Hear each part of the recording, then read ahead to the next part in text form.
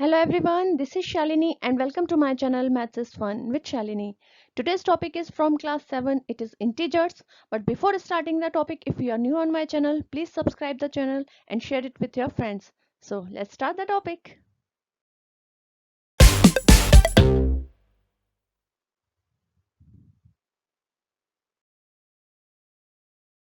तो सबसे पहले देखते हैं डेफिनेशन ऑफ इंटीजर्स.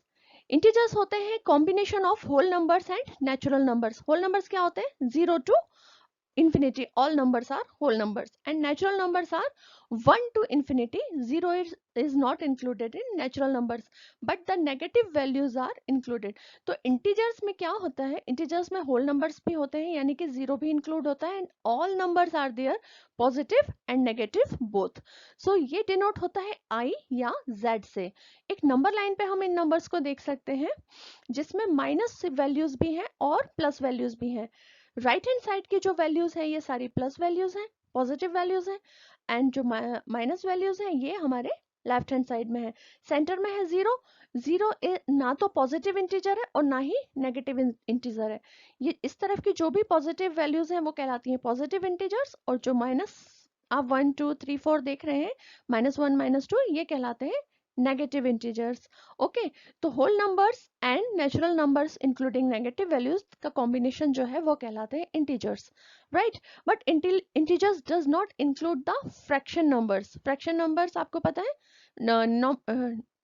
डिनोमिनेटर और न्यूमरेटर के फॉर्म में होते हैं fraction numbers and rational numbers, cube roots वगैरह एंड डेसिमल्स. ये कोई भी नंबर्स, इस तरह के कोई भी नंबर जो है वो इंटीजर्स में इंक्लूड नहीं होते हैं, राइट.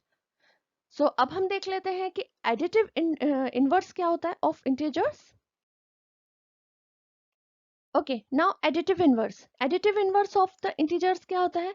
एडिटिव इनवर्स होता है किसी भी इंटीजर में किसी ऐसे नंबर को ऐड करना जिसको ऐड करने के बाद जो हमारा आंसर आए वो 0 हो जाए. यानी कि उस नंबर के जो ऐड करने के बाद, सपोज कीजिए कोई नंबर है x, उसमें हम कोई ऐसा नंबर ऐड करें जिससे कि उसकी वैल्यू 0 आए ऐड करने के बाद. ओके, एक छोटे से एग्जांपल से समझते हैं. सपोज कीजिए हमारे पास एक इंटीजर है -9. ओके, -9 में हम क्या ऐड करेंगे कि 0 आ जाए? डेफिनेटली हम इसमें +9 ऐड करेंगे तो ये 0 हो जाएगा, राइट. क्योंकि आप चाहे इस वैल्यू को आगे लिख लीजिए, इसको पीछे लिख लीजिए. ओके, तो ये इस तरह से आप लिख सकते हैं 9 - 9 = 0 +9 - 9 = 0. ओके, तो बेसिकली हमने क्या किया? हमने सेम नंबर को ऐड किया with opposite sign, right. So additive inverse होती है बस यही. आप ये या आप ये कह लीजिए कि एडिटिव इनवर्स होता है किसी भी इंटीजर का मिरर इमेज, राइट. तो मिरर इमेज क्या है? -9 की मिरर इमेज है +9. अब अगर मैं यहाँ पर 5 लिखूं, ओके, 5 एक इंटीजर है तो इसमें हम क्या ऐड करेंगे? -5, क्योंकि इसकी मिरर इमेज है -5. जस्ट अपोजिट नंबर लाइन पर आप देखेंगे 5 का अपोजिट मिरर इमेज -5, 6 की मिरर इमेज -6, -7 की मिरर इमेज 7. ओके, सो इसमें हम अगर -5 को ऐड करेंगे देन इट इज 0. सो additive inverse of 5 is -5. Additive inverse of -9 is 9, right. So additive inverse होता है just opposite with the sign change, or you can say the mirror image of that particular integer, right. Next topic पर चलते हैं. Addition and subtraction of integers. Addition and subtraction देखने से पहले हम देख लेते हैं ये छोटा सा टेबल हमारा. इस टेबल में मैंने आपको कुछ साइन समझाए हैं, इन्हें आप ध्यान से देखिए. मैंने यहाँ पर लिखा हुआ है कि प्लस माइनस इक्वल्स टू होता है माइनस. यानी कि अगर दो इंटीजर्स हैं जिसमें से एक की वैल्यू प्लस है और एक की वैल्यू माइनस है, इररिस्पेक्टिव ऑफ कि कौन सा नंबर बड़ा है, कोई भी नंबर बड़ा हो सकता है, किसी के भी आगे प्लस साइन हो सकता है, irrespective of the greatness of the number, आप कोई भी नंबर बड़ा हो सकता है. तो प्लस और माइनस अगर दो नंबर हैं तो उनका जो आंसर है वो हमेशा माइनस होगा, राइट. अगर कोई नंबर माइनस प्लस है तो वो भी माइनस ही होगा. प्लस प्लस मिलाकर एक प्लस साइन बनाते हैं और माइनस माइनस मिलाकर एक प्लस साइन बनाते हैं, राइट। इसका कहने का मतलब ये है कि अगर दो माइनस इंटीजर है, सपोज कीजिए -5 एंड -2, टू इंटीजर्स हैं, तो इनका हमको माइनस नहीं करना है। जैसे यहाँ पर अगर मैं आपको बताऊं कि -5 एंड -2, इस तरह से हमको कोई सिंप्लीफाई करने के लिए कुछ दिया हुआ है, तो माइनस एंड माइनस ये दोनों मिलकर बनाएंगे प्लस प्लस। ओके, तो हम 5 में से 2 को माइनस नहीं करेंगे, हम 5 में 2 को प्लस करेंगे 7। और साइन कौन सा आएगा? यहाँ पर एक ट्विस्ट ये है कि आप इस टेबल को फॉलो करेंगे, इस टेबल को फॉलो करेंगे just to simplify the equation, but उस इक्वेशन का आंसर आने के बाद उस आंसर का साइन क्या होगा ये डिपेंड करेगा ग्रेटर वैल्यू पर। ओके, यहाँ पर ग्रेटर वैल्यू है 5 और 5 का साइन है माइनस, तो यहाँ पर लग जाएगा माइनस। ओके, सो बेसिकली हमने इसको किया है ऐड, बट साइन लगाया है माइनस का because 5 is the greater value और 5 में साइन है माइनस का। एक और एग्जांपल यहाँ पर मैं आपको देकर बताती हूँ।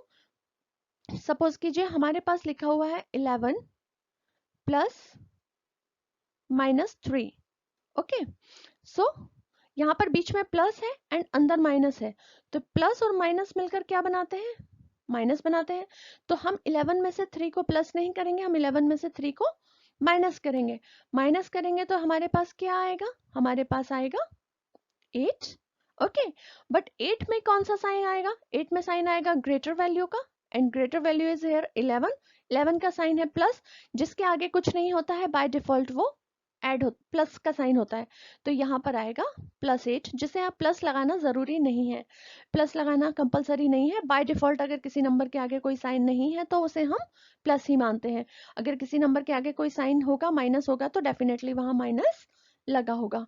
ओके, ठीक है, तो ये टेबल आपको ध्यान रखना है। और इसको याद रखने का एक और तरीका मैं आपको बता देती हूँ कि जो अपोजिट साइन है उनका रिजल्ट हमेशा नेगेटिव आएगा, माइनस में आएगा, और जो सेम साइंस है उनका रिजल्ट हमेशा प्लस में आएगा। ठीक है, तो प्लस माइनस माइनस होगा क्योंकि अपोजिट है, माइनस प्लस भी माइनस होगा क्योंकि माइनस प्लस अपोजिट है, बट प्लस प्लस और माइनस माइनस दोनों हमेशा पॉजिटिव होंगे, प्लस ही होंगे।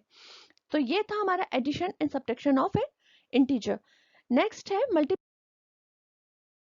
हमारा multiplication and division of integers. इसमें भी हम सेम टेबल को फॉलो करेंगे, यही चार्ट रहेगा, बट इसमें थोड़ा सा चेंज है। वो क्या चेंज है मैं आपको बता देती हूँ। पहले वाला ही एग्जांपल लेते हैं, -5 into -2।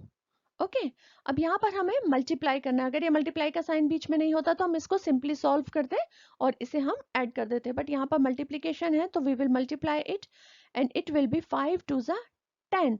But what will be the sign? Multiplication में हमको ये टेबल तब देखना है जब हमें इस जो प्रोडक्ट आया है उसके आगे हमें साइन लगाना हो, क्योंकि यहाँ पर जो मल्टीप्लिकेशन का साइन है वो तो हमें मल्टीप्लाई ही करना है, इररिस्पेक्टिव ऑफ कि यहाँ पर माइनस है कि प्लस है या क्या है, बट हमको मल्टीप्लिकेशन ही करना है दोनों नंबर्स को, क्योंकि यहाँ पर बीच में मल्टीप्लाई का साइन लगा हुआ है। अब हमें नंबर यहाँ पर लगाना है बिकॉज ये माइनस है, ये माइनस है, और माइनस माइनस मिलके प्लस बनाते हैं, तो हमें 10 के आगे लगेगा प्लस। यहाँ पर हमें ये चेक नहीं करना है मल्टीप्लिकेशन और डिवीजन में कि कौन सा नंबर बड़ा है, वो हमें चेक करना है सिर्फ एडिशन और सब्ट्रैक्शन में। लेकिन मल्टीप्लिकेशन और डिवीजन में हमें सिर्फ साइन को चेक करना है। साइन, दो साइन मिलकर कौन सा साइन बना रहे हैं, हमें बस उस चार्ट को देखना है, इस टेबल को हमें याद रखना है। एक डिवीजन का भी एग्जाम्पल देख लेते हैं। सपोज कीजिए डिवीजन का एग्जाम्पल है -9 डिवाइडेड बाय 3। ओके, सो ये इसको हम डिवाइड करेंगे तो ये आंसर आएगा 3 3 9, सो 3 इज द आंसर।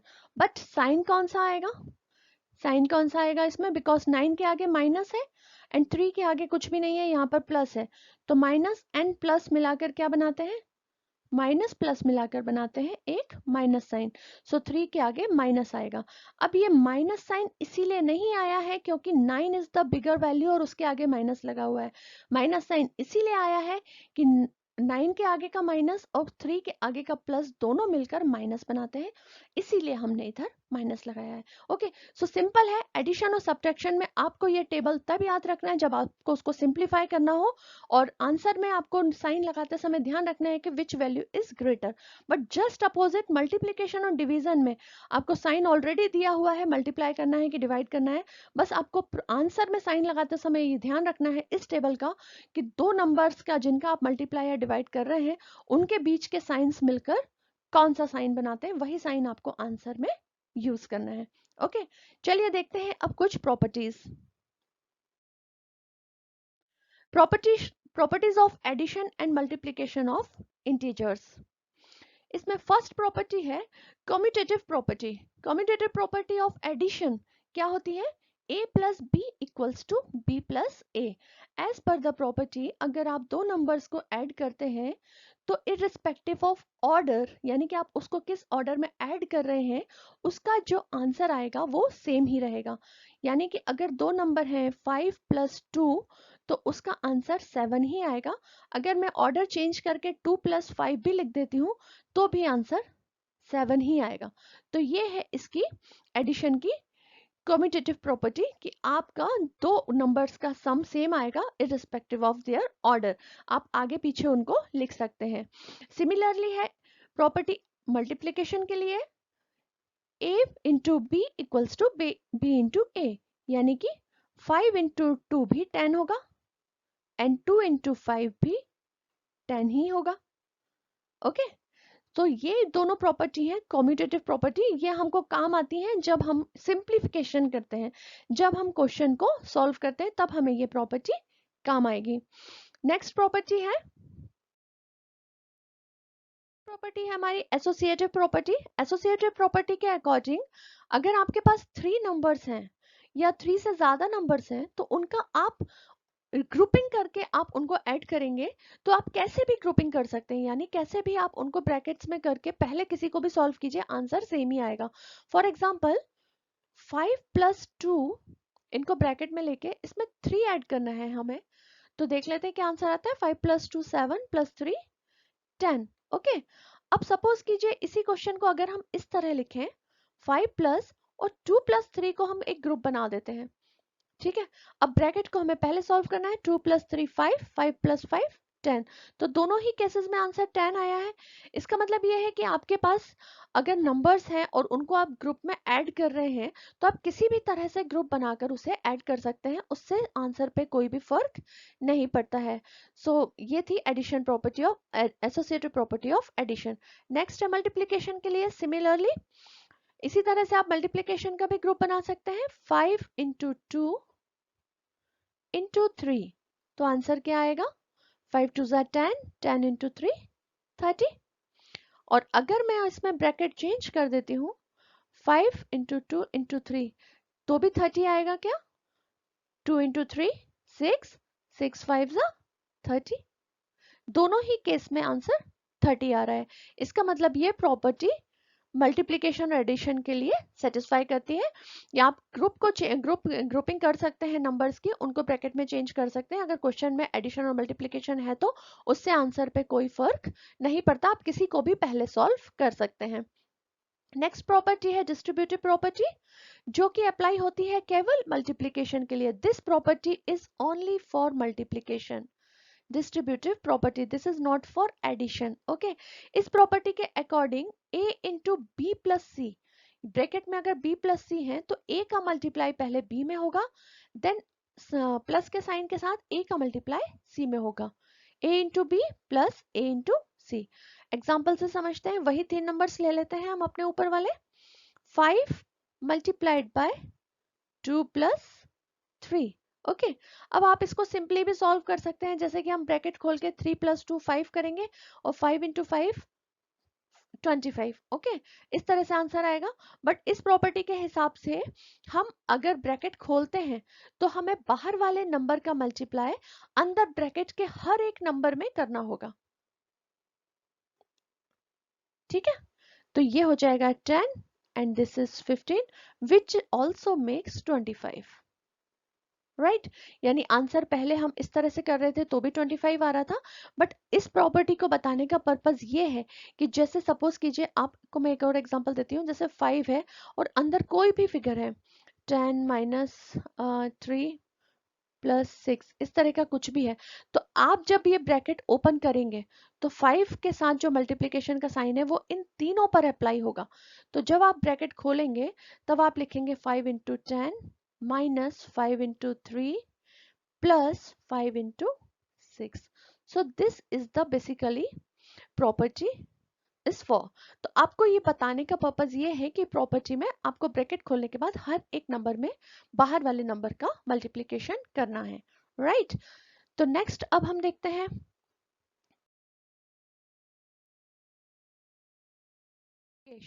अब यहाँ पर मैं आपको बता रही हूँ कि जो हमारे पास इस तरह के क्वेश्चन आएंगे इंटीजर्स पे बेस्ड, बहुत लॉन्ग लेंथी क्वेश्चंस होते हैं, बट आप बहुत ध्यान से इनको सिंप्लीफाई करेंगे तो they are very very easy.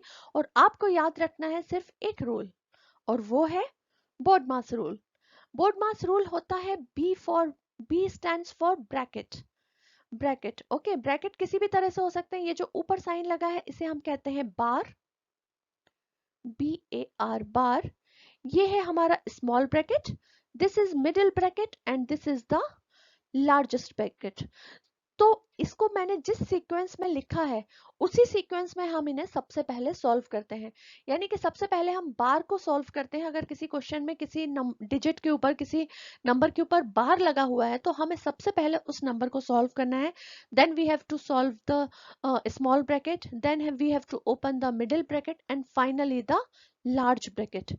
Okay, उसके बाद है ऑफ, O फॉर ऑफ। यानी किसी क्वेश्चन पे लिखा हुआ है अगर कि 3 ऑफ 5, 3 ऑफ 5 का मतलब है 3 इंटू 5, ऑफ का मतलब है सिंपली मल्टीप्लाई। तो आपको सबसे पहले ब्रैकेट सॉल्व करके फिर आपको ऑफ को सॉल्व करना है अगर उस क्वेश्चन में इस तरह से कुछ लिखा हुआ है। डी फॉर डिवाइड, यानी कि ऑफ सॉल्व करने के बाद आपको करना है डिवाइड, देन एम यानी कि मल्टीप्लाई करना है, देन ए एडिशन, और लास्ट में आपको करना है सब्ट्रैक्शन। तो ये ऑर्डर आपको याद रखना है और इसे हम कहते हैं बोर्डमास रूल। यानी कि ये रूल आपको सिंप्लीफाई करते समय अपने दिमाग में एकदम क्लियर रखना है, क्योंकि सिंप्लीफिकेशन के क्वेश्चन इंटीजर्स में बहुत बहुत लेंथी आते हैं। तो आपको ध्यान रखना है कि आपको सबसे पहले क्या सॉल्व करना है। अगर आप इस सीक्वेंस के हिसाब से सॉल्व करेंगे तो 101% आपका आंसर ऑलवेज करेक्ट आएगा। इस सिंप्लीफिकेशन पे बेस्ड मैंने एक क्वेश्चन लिया है जिसमें मैंने ये सारी की सारी चीजें यूज की हुई हैं, bracket, bar, of, divide, multiply, addition and subtraction, सब कुछ यूज किया हुआ है to let you clarify more. Okay, तो चलिए देखते हैं वो क्वेश्चन और उसे सॉल्व करने की कोशिश करते हैं।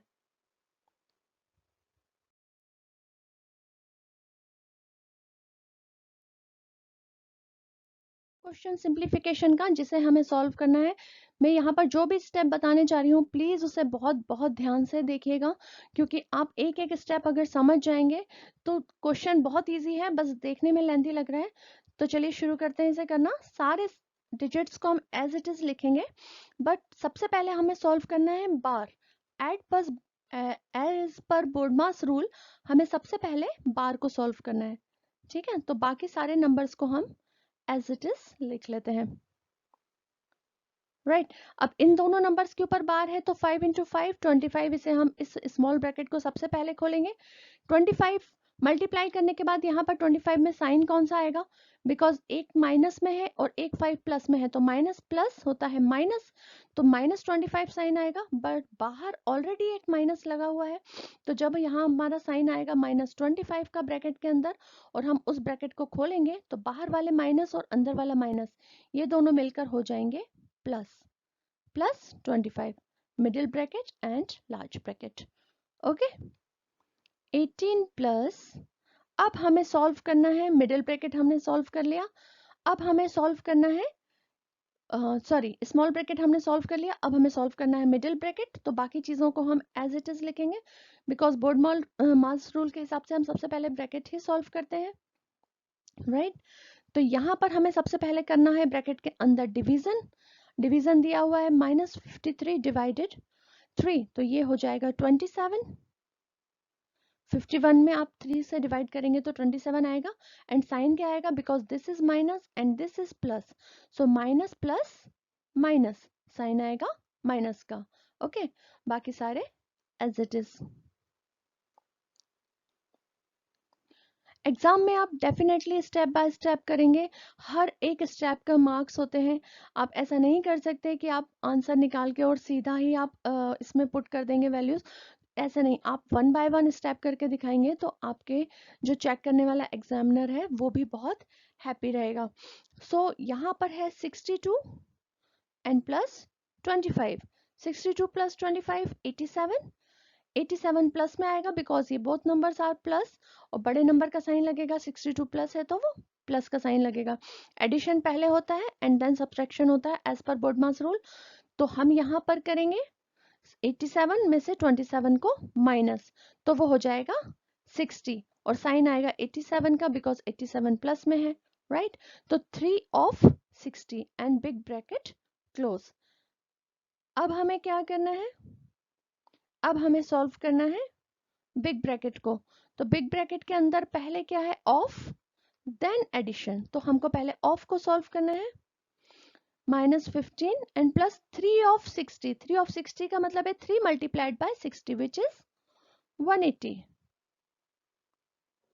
18 प्लस 15, 180 में से हम 15 को माइनस करेंगे सो वी विल गेट 165, और साइन कौन सा आएगा, प्लस का, बिकॉज ग्रेटर नंबर इज 180, तो 180 का साइन है प्लस, तो प्लस का साइन आएगा 65, 165, और 18 और 165 को ऐड करेंगे so we will get the answer 183 is the answer. तो देखा आपने कि ये क्वेश्चन दिखने में इतना बड़ा था बट सॉल्व करते समय जब हम इसे स्टेप बाय स्टेप सॉल्व करेंगे then it is very very easy, simple calculation है, जस्ट एडिशन मल्टीप्लिकेशन डिवीजन की। सिर्फ आपको बोर्ड मास रूल याद करना है, सिर्फ आपको वो चार्ट याद करना है, प्लस माइनस माइनस होता है, माइनस प्लस माइनस होता है, ये बस यही आपको याद रखना है। एंड प्रॉपर्टीज कि जो इंटीजर्स की प्रॉपर्टीज हैं उसमें आप किस तरह से इनको सॉल्व कर सकते हैं, एडिशन और मल्टीप्लिकेशन की क्या क्या प्रॉपर्टीज होती हैं। तो ये था मेरा पूरा chapter 1 of class 7th integers. I hope ये आपको क्लियर होगा। अगर कोई भी डाउट है तो please let me know in the comment section. I will definitely try to solve that and I will definitely try to make a separate video for that doubts. Okay, तो आज का आपको अगर ये वीडियो पसंद आया हो तो please hit the like button, please share it with your friends. आप मेरे चैनल पर अगर नए हैं, फर्स्ट टाइम देख रहे हैं, तो जाते जाते चैनल को सब्सक्राइब जरूर करिएगा। मिलते हैं अपने न्यू वीडियोस में एक न्यू टॉपिक्स के साथ। Till then take care, bye bye.